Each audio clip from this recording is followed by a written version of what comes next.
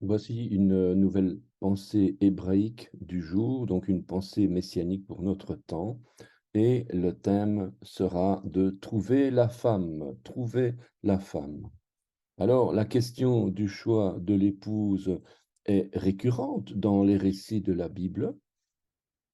C'est d'ailleurs du début de la Genèse jusqu'à la fin de la Bible, en Apocalypse, le livre de la Révélation, le choix de Dieu de donner à son Fils une épouse. Toute la Bible relate cette allusion.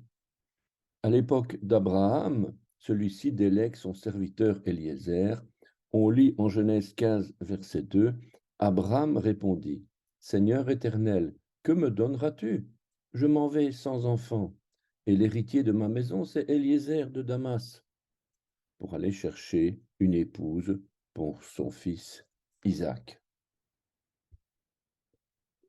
Le Fils de Dieu va se préparer une épouse. On note l'insistance du patriarche pour trouver une épouse hors de Canaan, car en Canaan, les femmes s'adonnent à l'idolâtrie. Abraham connaissait bien les mœurs et les coutumes de ses concitoyens cananéens. S'il avait trouvé une femme vertueuse pour Isaac, il lui aurait demandé d'être sa bru. Comparativement, le Fils de Dieu va se préparer une épouse sans tache, irrépréhensible, pure, prête pour son avènement. Alors, ce thème de l'épouse, comme on va le voir, est aussi repris dans l'hébreu. Cette épouse qu'il nous faut trouver doit être l'objet de toutes nos investigations. Lorsqu'on effectue une recherche dans la Torah, du mot qui va donner épouse, ou fiancée, on va dire, comme on n'est pas encore arrivé au stade des noces de l'agneau, le mariage de l'époux céleste et de son épouse ne sera effectif qu'après la fin des temps, après l'accomplissement des Écritures. Avant le mariage, ce sont d'abord les fiançailles. Il nous faut donc chercher dans l'hébreu le mot fiancé ou la fiancée, c'est-à-dire kala. Kala, et on va tomber sur kala, achevé, épuisement. Et c'est l'état actuel de celle qui recherche son époux. Elle s'épuise à le rechercher sans le trouver, comme nous le montre dans le Cantique des Cantiques, le chapitre 3, versets 1 à 3. Sur ma couche, pendant les nuits, j'ai cherché celui que mon cœur aime. Je l'ai cherché et je ne l'ai point trouvé. Je me lèverai et je ferai le tour de la ville, dans les rues et sur les places. Je chercherai celui que mon cœur aime. Je l'ai cherché et je ne l'ai point trouvé. Les gardes qui font la ronde dans la ville m'ont rencontré. Avez-vous vu celui que mon cœur aime? L'épouse s'épuise finalement, elle s'épuise parce que elle se consume à chercher, elle est consommée. C'est aussi le même mot qui nous montre le lien entre la fiancée et le verbe manger, achal. Dans Genèse 18, 33, nous lisons l'Éternel s'en alla lorsqu'il eut achevé de parler à Abraham. Vayeler Adonai ka asher killa ledaber el Avraham. L'épouse s'épuise jusqu'à la mort. Lorsque Yeshua parlait à ses disciples de manger son corps et de boire son sang, c'était par allusion à ce principe spirituel de consommer, de manger. Kala vient d'un nom féminin qui veut dire entièrement, destruction entière, anéantir, détruire. On a autant d'occurrences dans la Bible qu'il y a de lettres dans l'alphabet, 22. Et ce mot kala, ce nom féminin, signifie achèvement, terminaison, une fin entière, complète destruction, consommation, anéantissement. Alors on se dit, mais de quoi s'agit-il? L'époux et l'épouse vont se rencontrer dans le Mishkan. Le Mishkan, on se souvient que c'est le nom du tabernacle. Toute la Torah nous enseigne sur l'époux et l'épouse qui se rencontrent dans le Mishkan. le tabernacle céleste. Cette rencontre s'accomplit là où la chair est sacrifiée en holocauste, dans la Bessora Tova, donc la bonne nouvelle. La bonne nouvelle, Bessora Tova. Alors, il faut bien regarder l'hébreu qui nous explique quelque chose d'intéressant, parce que la Bessora Tova, c'est-à-dire la bonne nouvelle, nous vient du verbe bassar, annoncer une bonne nouvelle, porter des nouvelles. Donc, quand on dit bonne nouvelle, Bessora Tova, on dit apporter de bonnes nouvelles, prêcher, recevoir de bonnes nouvelles aussi. Ça va dans les deux sens, réjouir par de bonnes nouvelles. Et la racine primaire de Bessora, c'est Bassar. Donc, la racine primaire qui donne vraiment la bonne nouvelle, la nouvelle. Alors, la chair, puisqu'on parle de chair, eh bien, la chair, c'est aussi le mot Bassar. Très curieux, eh bien, la chair signifie, donc Bassar signifie chair, circoncire, décharné, viande, nudité. Donc, en fait, c'est notre chair. Et ce qu'on va retrouver aussi très intéressant, c'est que cette chair, c'est l'organe mâle de procréation, par euphémisme, mais en tout cas, c'est l'organe qui va donner la vie.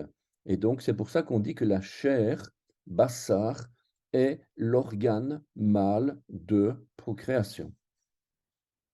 Lorsqu'on dit la bonne nouvelle en hébreu, on dit aussi la bonne chair. Très curieux, hein, c'est-à-dire que la bonne nouvelle, c'est le bon organe mâle de procréation. Qu'est-ce que cela signifie? C'est que l'Évangile exprime donc l'idée que nous devions devenir des hommes et des femmes spirituels, matures et prêts à enfanter des nouvelles âmes pour Mashiach, pour le Christ, pour le Seigneur. Il n'y a d'évangile, il n'y a d'évangile qu'à la condition où nous donnons la vie.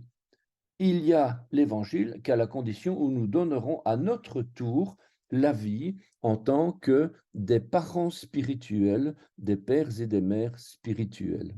Ce langage spirituel qui traite de la chair, c'est le même qui traite de la nourriture, de manger le corps, de boire le sang, de consommer. Il est spirituel.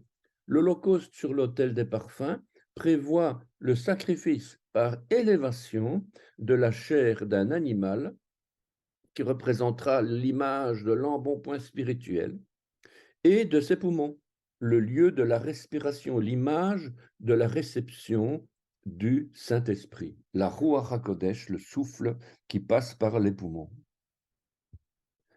Manger le corps du Messie. Manger le corps, que signifie cela? Les hommes ont toujours voulu comprendre charnellement les choses de Dieu, et lorsque Yeshua dit qu'on doit manger son corps, le corps du Messie, c'est nous, son peuple, ça qu'il a.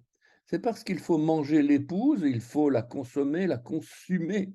C'est un langage spirituel qui n'a rien à voir avec notre compréhension humaine et terrestre des choses.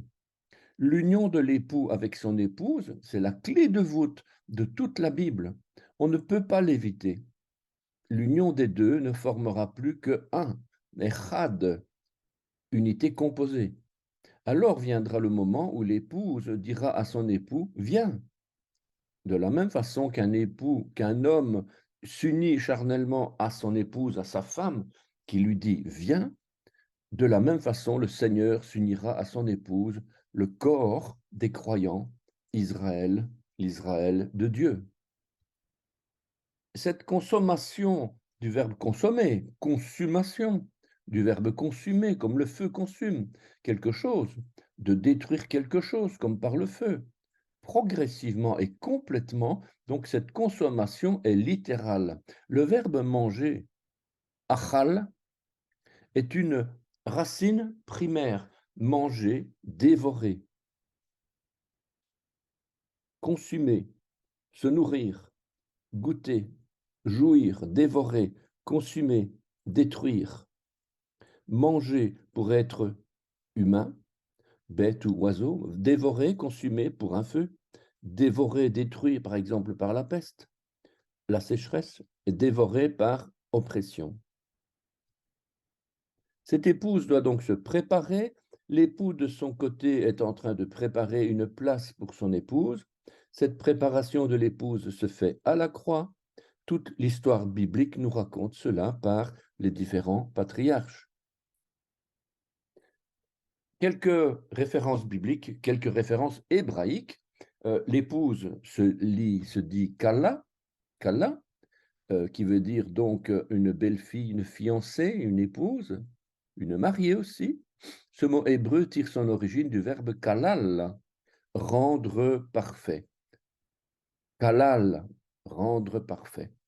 Une racine primaire, rendre parfait, compléter, parfaire, rendre parfait, orner, couronner. L'offrande consumée, justement cette offrande qui était offerte en sacrifice sur l'autel, Kalil, doit être l'offerte complètement, totalement, entièrement. Kalil se dit avec tout, holocauste, disparaître, parfaire, disparaître dans le sens d'un holocauste qui doit être consumé entièrement. En tant qu'adjectif, Kalil est utilisé pour parler de tout, d'entier, de parfait, comme adverbe totalement, entièrement, ou comme substantif entier, une offrande entièrement consumée, un holocauste, une totalité. 3 passages de l'Ancien Testament nous parlent d'un sacrifice qu'on brûle entièrement, totalement, et concerne l'holocauste. Ensuite, on a un autre mot, l'outil, le vase, keli. Cet outil qui va d'ailleurs être utilisé dans les textes de Jérémie lorsqu'il parle du potier. Le nom masculin ici, keli, signifie objet, arme, effet, sac, instrument, des vases de poterie, des ustensiles, donc toutes sortes d'outils, d'instruments qui vont servir à leur maître. On retrouve l'article, la vaisselle, l'outil, l'ustensile, des armes aussi, des instruments de musique aussi, des objets, des équipements en tout genre, et bien sûr des vases de poterie, des vases d'or, des vases d'argent, dans la maison de Dieu, des vases, des réceptacles, d'une manière générale quand on parle d'un réceptacle.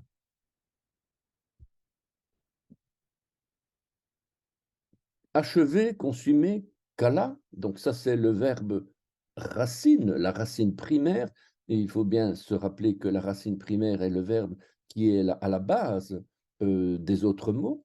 Eh bien, cette racine primaire signifie achever, réduire, être épuisé, avoir fini, consumer. C'est ce qu'on va obtenir après en termes de substantifs, achèvement, consommation, écoulement, etc. Arriver à la fin, s'évanouir, périr, être détruit.